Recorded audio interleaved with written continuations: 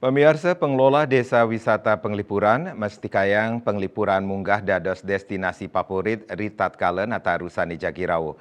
Katerkayang, pengerau wisatawan ring penguntat warsa kantos tigang talian diri arahina.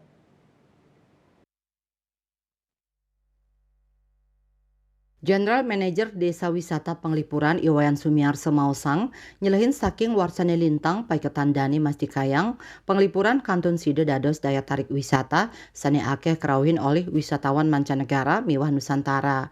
Selami warsekali tali tigang likur pai ketandani madue ancang wilangan wisatawan sane rauh ke Penglipuran wenten 900-an diri. Rauh mangkin kewentenan pengrauh wisatawan sampun sawetara siedase 5%. Akehan rauh saking wisatawan Nusantara. Ring sajroning nampenin kosek nyani pengrauh wisatawan ritat kala liburan pai ketandane sampun metaki-taki. Melarapan nyiagayang fasilitas parkir sane ngejangkepin.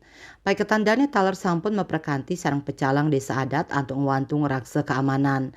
Ritat kala liburan Nataru pai ketandane taler nyiagayang acara saniside kapiar sayang oleh anak wisatawan sekadi sesolan seni budaya miwah kontes himbar. Tios punika taler kasiakayang paket wisata. Wisatawan side kaaturang Bogesa Matre ring tengahing alas tingi.